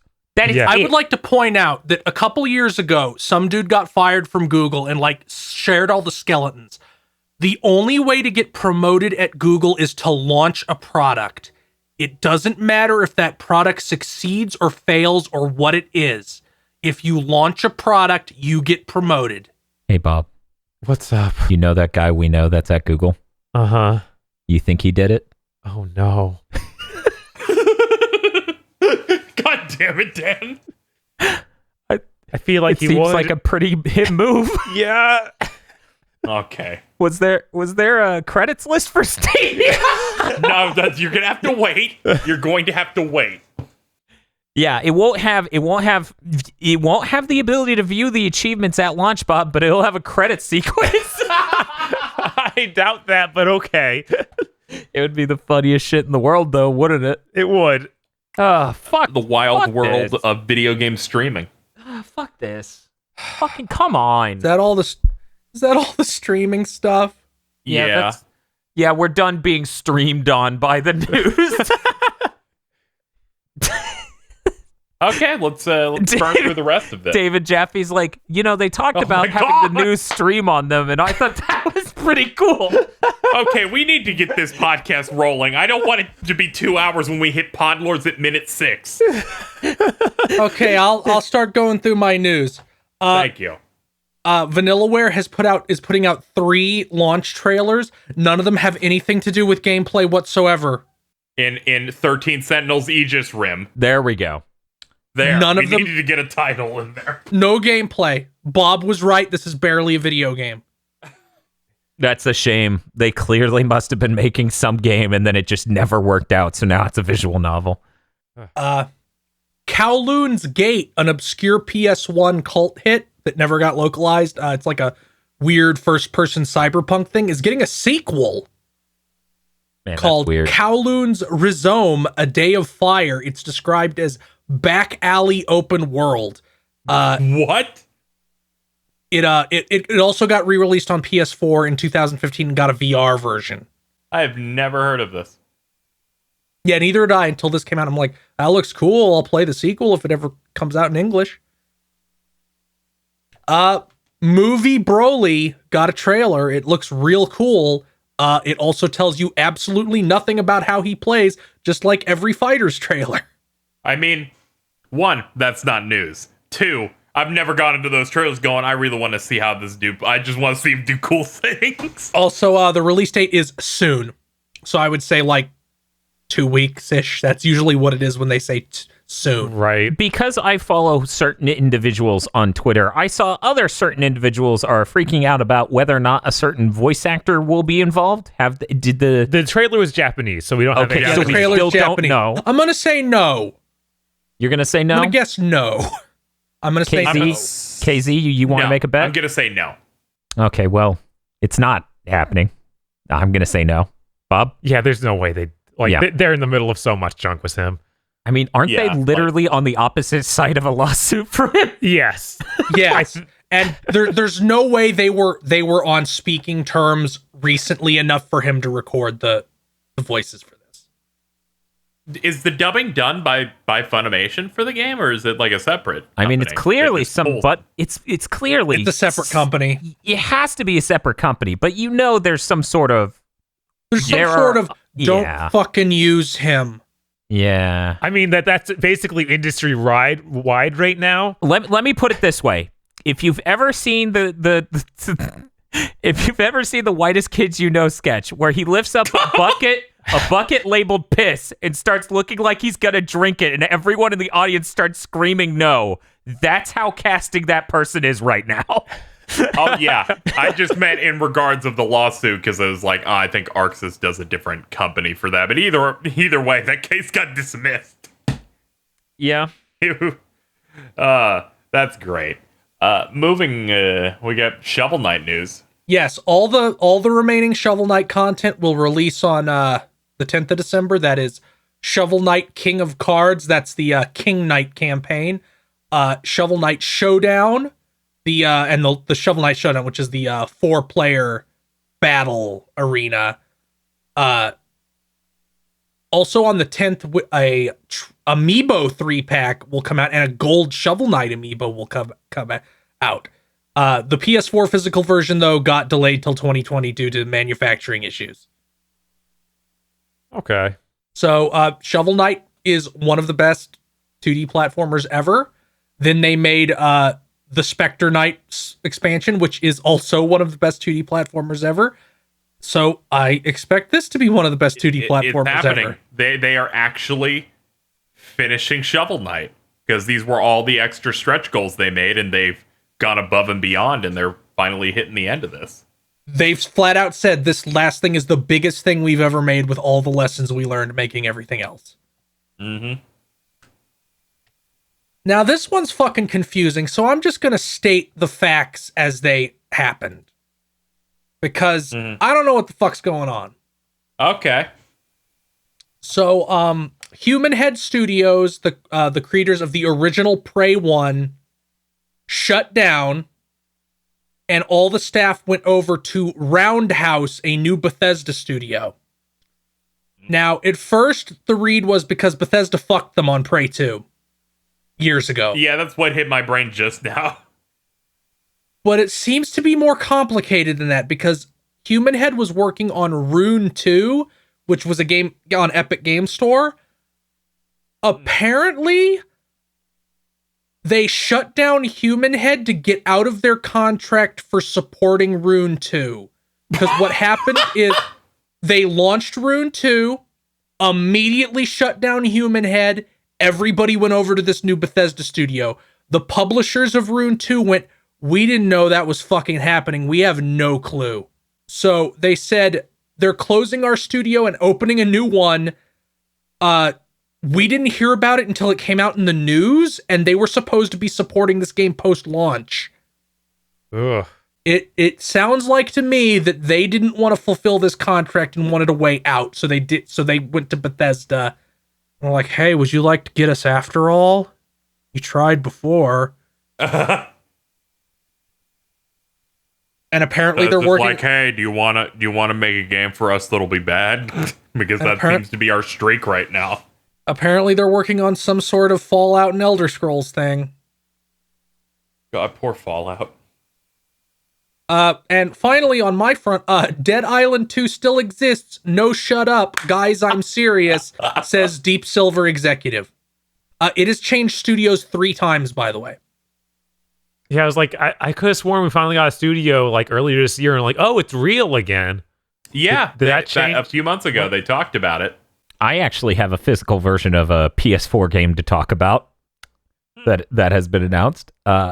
Limited Run Games is doing a collector's edition of Jack X Combat Racing that comes with the Dexter Mobile. I need it. this is, of course, one of those limited editions from them, so there are only so many of these. They changed the normal prints so that way they just make however many they need, but the limited editions are a bit more limited. I nearly fucking had a stroke when I saw This is incredible. in my inbox. I posted an image so you can see it, Bob. In my fucking email notification on my phone, it's like, hey, you want the collector's edition of Jack X? And I'm like, beautiful. What? So they have the in case you need the poster, design Bible, and soundtrack. And did they do an updated port of Jack X Combat Racing and I just fucking forgot? PS4 on the PS2 to PS4 thing. Yeah, So they it's just did back they did a back compat, and this is it's a just like a physical classic. copy of that. Okay. Now I was like, here's did I forget like a CTR they're tier toys? thing? This is the part that's completely blowing my mind. That was a stepping stone to this news. If you buy the 4 Jack games with the collector's editions, apparently, from Limited Run, you get this. What? A Jack 4 PS4 box. It's made with the design concept they had at Naughty Dog years ago. God, yeah. I This had is the someone most tell me about hilarious this. flex I've ever seen. So your bonus is a armchair devs pitch. I guess Well, we now we really can't are do the Jack this. of us. That photorealistic Daxter is fucking haunting me. Oh No, yeah, this that looks thing's fucking great. terrible. No, this is great. I don't know what you two are I like talking these about. designs more than Jack 2 and 3 designs. Look. Close your eyes. Everyone close your eyes, okay? Okay. Okay. I'm Okay. doing it. All right. Okay. Let's do it. Okay. And Troy Baker's Jack. Yes! Okay. I'm gonna kill Praxis. Yep. He's doing his weird half Southern accent thing. Who is Daxter? Yeah, who's Daxter? And why is it Nolan North? Danny DeVito. What a flex! And it's time to move on to a new news story. Oh man, what if Jack is just straight up Troy Baker's face? Yeah, no, that's the thing about all those Naughty Dog games. With They just elf met- ears, with Troy Uh-huh. Baker with giant elf Just ears. Troy Baker with healthy ears. I'm begging you to please remove us from the hell dimension. Slow zoom Talk in. about good games, I Dan. want this. I want this real bad. Slow zoom in. Eat my asshole. Asshole. Anyway, my new number 9 is delisted from the Japanese PlayStation Network store. All right, pull up the fireworks, boys. Whoop whoop. What a weird thing. Like 5 years after. What happened? What? How does it get Apparently, delisted? let me look it up because there is a reason. Apparently, That's fucking weird. a publicly known one.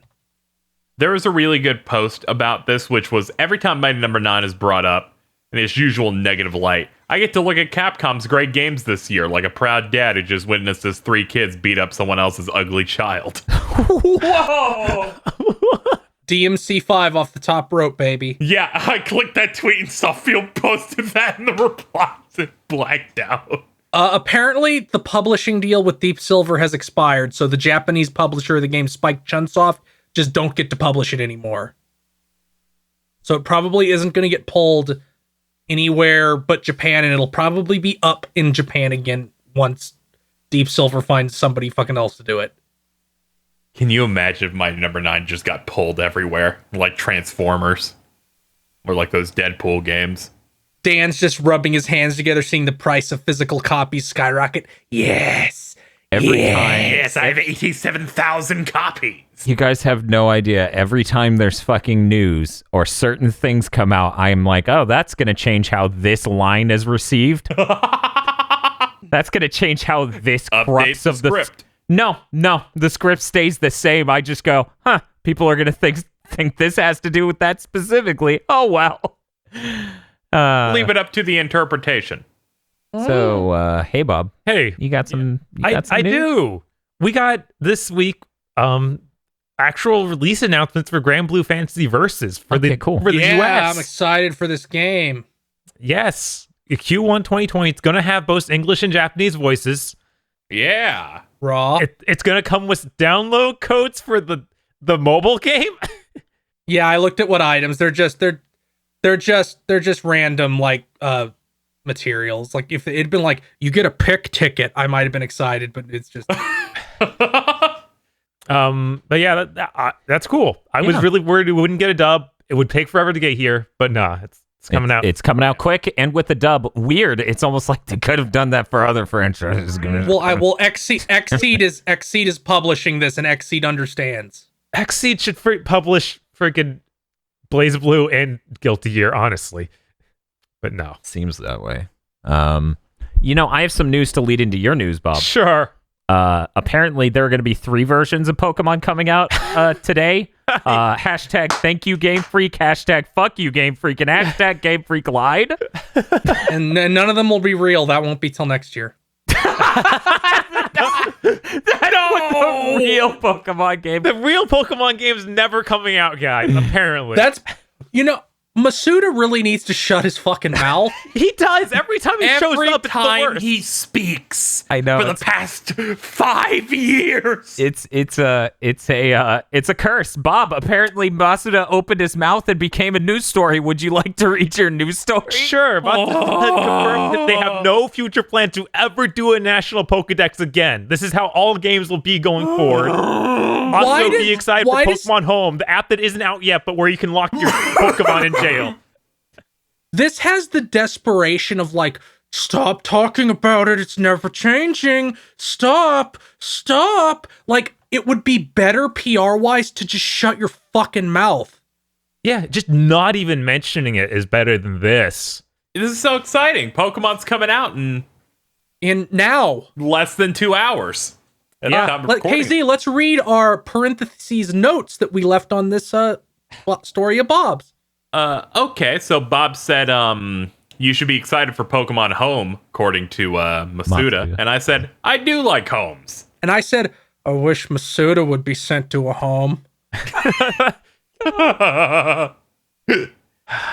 I don't know a single other company other than Gearbox who has let some motherfucker in charge keep opening his mouth and ruining things. Right? Like, Nintendo should intervene.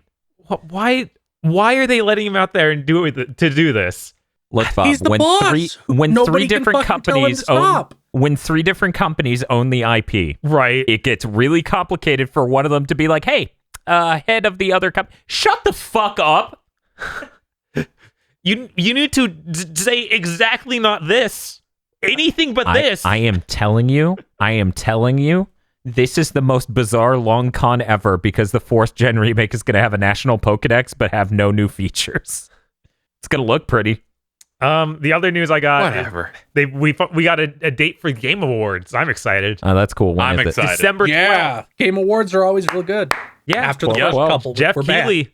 I'm hoping we get a crossover with Death Stranding and get to watch it in that game.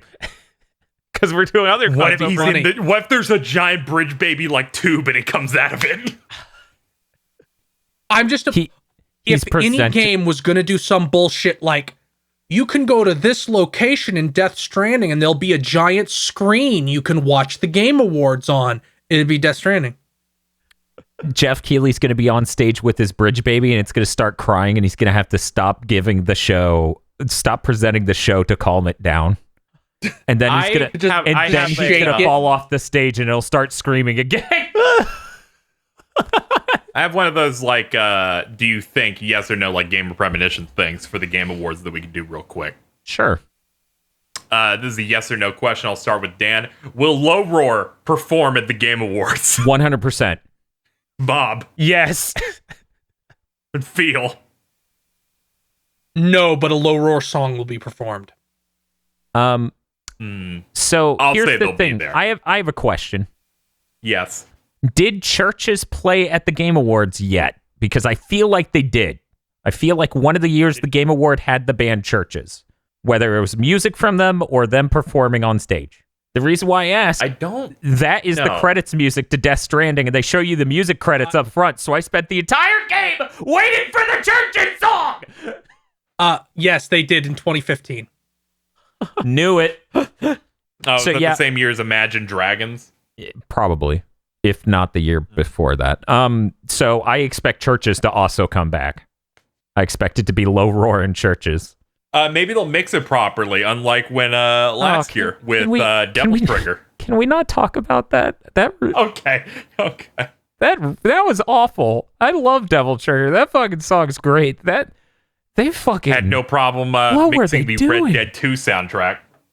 Hey, you know what? You know what's a positive though? Xbox, the shitty Xbox thing means that all the good things are probably getting saved for the Game Awards. Yeah, probably. I mean, Yeah. that's where they're going to Smash. announce Geno and Smash. We got Smash Fighter number 5. Yeah, Geno. Mallow, yeah. Bob, I swear to God, don't Dude, you put that actually, curse though- on me. Don't you put that curse on me. God, no, I don't All right, think anybody... you have a choice here, right? Mallow or Balome. Oh, Yeah, I was- Balome would be raw though. I was like, okay, is the choice hashtag thank you, Bob, hashtag fuck you, Bob, and hashtag Bob lied? I don't know. Balome's pretty good. Did we get derailed before Bob even said the point of this fucking story? Yes, we did. Absolutely. Oh, well, the point of the story is that the Game Awards got announced. The other thing is that it's showing in theaters before Jumanji. Jumanji Reboot 2, technically Jumanji 3. So you watch the Game Awards in the theater and then you watch Jumanji 3, which seems like such... And that's it's only at 53 theaters, which feels like who? I mean, I'd Me. probably just leave after watching the Game Awards because I think it'd be kind of neat to see that in theaters, but there's no way. They're like, where are you going? The main show's done. Is Jeff Yeah. Keighley in with The Rock? I mean, apparently the first one was real good. The first Jumanji reboot was real good. Like It made almost $1 billion. It reviewed really well too, and I was like, Jack Black plays a teenage girl stuck in Jack Black's body. Oh no! Oh no! Yeah, apparently every trailer that looks was so fine. bad. No, I'm just thinking of David Jaffe. You ruined me, Dan. I hate you so much. David Jaffe's like, what if I was in a teenage girl's body and there was a mosquito and Casey, talk about Mega Man. Please. Mega Man Zero and ZX collection was delayed a month to February 25th. Outrageous. Oh no, I'm going to be busy in February, you assholes. I'm gonna be busy all You're next gonna year. be busy always. Yeah, but February's a certain February. It's got things in it, and things will happen because of certain things that come out during February. Dan, you'd be busy in January too. We got Remind and Kakarot. I mean, we'll do some things based on that. You don't need to Nothing remind major. me of Nothing Kakarot. major. Come on. It's actually This is your Kakarot. reminder of Kakarot with his recusant sigil.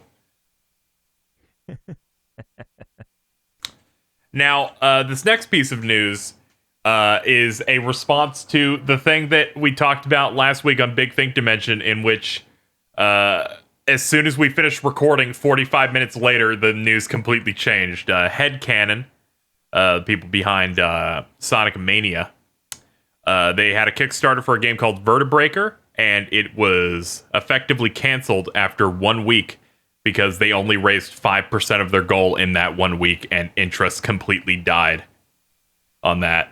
So they were like, it's completely unfeasible. They put out a full video talking about it, and the situation there sounds pretty rough. If Headcanon fucking goes under after making Sonic Mania, then the world is just fucking poison. Because he talked about it in detail, about the whole situation behind that, where he's like, we got paid for Sonic Mania in one big chunk, and I used that to, Live with my family. And then Plus came out, and then I got paid for that, and we were trying our best to support us and a team with Vertebreaker, and it was not feasible, and a lot of things they were trying to do with the Kickstarter with pledges and other things fell through, so it just wasn't happening. Sega, if you let this company go under, you're fucking morons. Like, Sonic would be a corpse if not for Sonic Mania. The only positive Sonic content in like a decade. Uniformly beloved. And if it turns out, no, whoever we have back in Japan is upset that you made a better Sonic game than us, so we just have to fuck you. Like, it just sounds like they just weren't interested in making another one, and then that's really unfortunate because we're entertaining like maybe they have multiple teams, but no. We're not interested in making this game that reviewed incredibly well and sold incredibly well. Yeah. Fucking. You see, It's so you see crazy. that's why They're still Sony is selling going to this. buy Sega. You'd think that they would. You'd think that like he would get something from that. You wouldn't just be one big lump sum payment. Like that's crazy. I feel like he just didn't have the clout to negotiate a better sales. Right. This game is responsible for Sega's doubling their sales of games from the previous year. Yep. It's really, really unfortunate. Yeah, maybe he after this he can go strike a deal with them again. I don't know. I kind of wish the Kickstarter ran longer. I feel like there had been some chance of like a grassroots, like, oh man, a huge amount of people have now covered it. That's kind of what happened with Indivisible. Yeah, that and the Skullgirls DLC both had like, okay, people really banded together and pumped that goal full near the end. But like, come on, like, Epic, fund this. Like, look, hey, Epic funding shit that wouldn't exist otherwise is a million times better than Tim Sweeney going through people's fucking drawers with a bandit mask on like he's been doing. Bob, are you the same as me where he just said Epic and I'm like, what the fuck is happening? Like, no, I think I expected to hear. It's completely reasonable, I feel. Like, I agree with that. Like, Epic Like is out there the looking logic for games. now, I just wasn't expecting to hear the word Epic just appear. They funded so many other stupid fucking things that'll never make a cent. I know, with that sort of attitude, you'd think they were in Silicon Valley. You'd think Epic was making the Stadia, considering how no features will be on the Stadia. Give it time. Yeah, I'm sure they have their own streaming network. It's only streams Fortnite. Tim Sweeney comes out at the Game Awards. We're launching the Epic streaming store. It just makes your computer explode. You know, I didn't write down the news that Carmack's out of VR. He's done at Oculus. He's going to serve as a chief technical officer to come on and help them with steering the direction of the company, basically, when it comes to its VR investigations, investment, and research. But he no longer works there outside of that capacity. He's now working on AI. Huh. And We're going to die. We're fucked. We're going to die. This is it. He's doing this from his own home. And his dead. His first employee is his son. We're dead. I can't tell you how many times Carmack's mentioned something about video and someone has added me on Twitter or on Discord to be like, this tweet reads like it was written by you. I was like, well, he's right. News story that just came out. Yeah. What? Or came out days ago that I didn't see until now. Just Dance 2020 sold better on the Wii than any other platform. Yeah. Yeah, that makes sense. Also, this isn't news, but I somebody asked me to do it, and I decided I would. There was a popular tweet going around by Kino Fabino, who made an image macro with Duke Nukem on it, standing in front of a sunset, and it's supposed to be motivational, sort of. So I'm gonna read it. Not gonna lie, it bothers me when you put yourself down all the time, King. You can't see your own potential for greatness like I do. You've got this real shit. I kind of want that poster. It's good. It is really good. I'm going to include a link to that in the fucking description, too. Okay, the last piece of news that we ended up getting from yesterday, Demon X Machina reveals their first collaborative DLC with Eureka 7, which is one of the mech licenses that they ended up picking up for the game. Will it have fact gun? No, that's in the sequel. This has the original character Renton as a character skin. I love the Renton skin. It looks like... have you guys seen the... Morgana from Persona 5 turned human, like, Lady Anne, I'm human now, and he's like this weird ripped version of Morgana. Yes. That's what it is for him. It does look like that. Renton's just huge and it's weird. Jesus Christ. David Jaffe's there. God damn it! What, did I steal it from you? No, it's just it's haunting. It's haunting to think at any moment David Jaffe's experiencing a fetish for the first time, and he's like, "Oh, this is pretty cool." No. It's a little bit too much, but you're right. He looks just like that. Comes with the Nirvash mech, which is cool. I don't think it'll be able to have the main theme of Eureka 7 mechs, which are surfboards for the air. No, but it still looks cool. I love the look of that thing, so it's fine.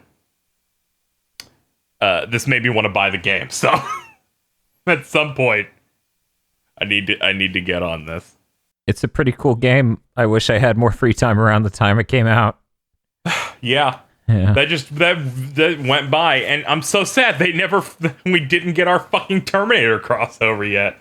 That's all our news. Good. Fantastic. See, we finished before it was 2 hours long. You motherfuckers, we start Podlords at 6 minutes in. How'd you do this? How'd you do this? He says while he has 30 fucking bullets in his news. Yeah, we didn't talk about any of that. He just deleted the 30 bullets. No, I don't. Revisionist. Casey, what are you much, doing Casey? this week? This week, I'm going to be playing video games. I'll probably be streaming Pokemon Shield. That's cool. Which of the 3 versions are you getting? I'm getting Pokemon Shield. It's a part of the 2 Pokemon versions for people that have joy in their hearts. I'll be playing some of that. And Pokemon Gun. Okay, only if it's Dog Gun. It's Dog Gun, then I'm totally fine with it. It's a dog with instead of a head, it's just a gun. Maybe I'll start Jedi Fallen Order once I'm done, since that is also out the same day. So Yeah, I'll that be game going through Pokemon Astoundingly has lightsabers. I'm really excited. Shocking. I'm really excited for the Star Wars game. Not at all for Pokemon. I don't know. That Star Wars game sounds like you can bash in stormtrooper skulls with a mag light. Yeah, right? Can you do that in And it Pokemon? makes the ceramic pot breaking noise. You just walk up to the stormtrooper and yell, "Vibe check," and smash their heads in with the mag light.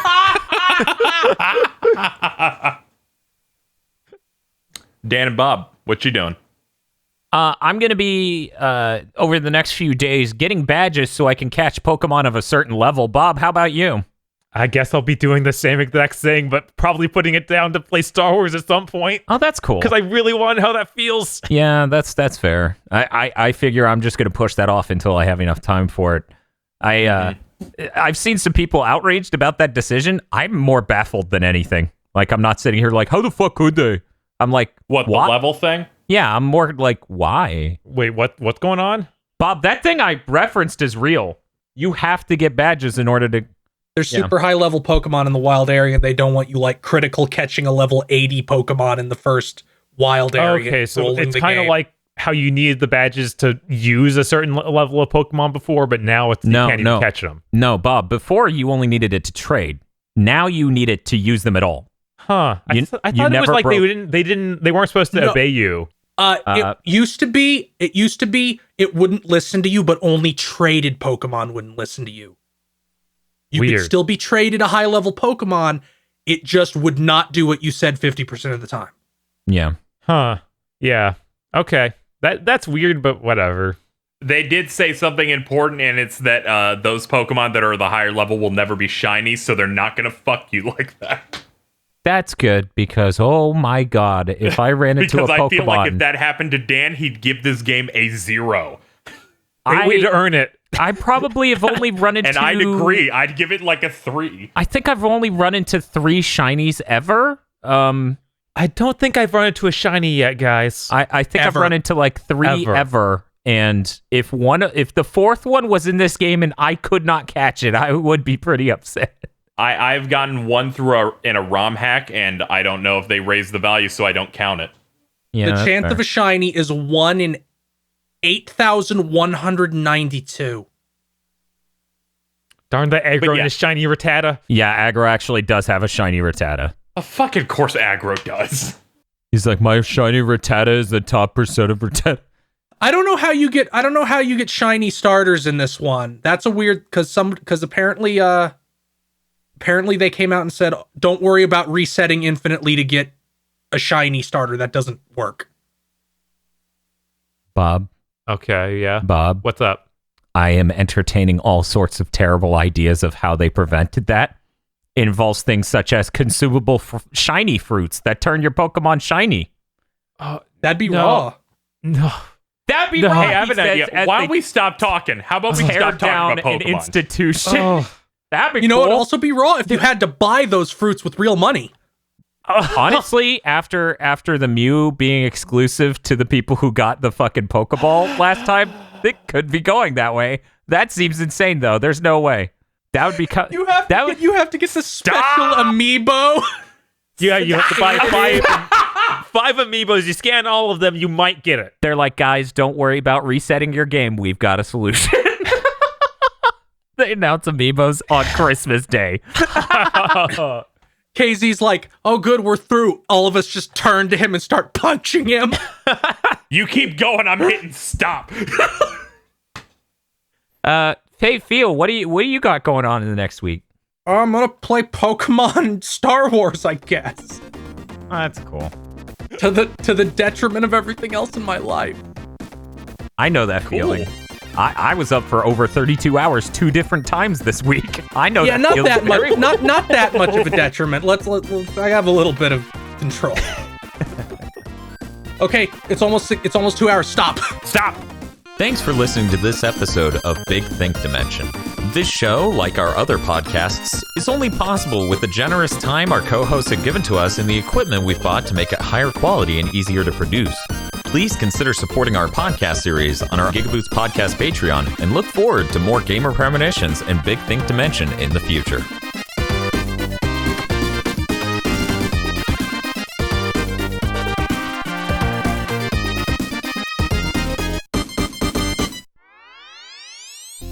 The executive producers of GigaBoots for the month of October are Vincent Boberg, Nicholas Cameron, E. Lee Broyles, Star Falcon, Spaceman Spiff, Danny Richardson, Dryzard, Red Blaze 27, Third Birthday Wen, and Cappy.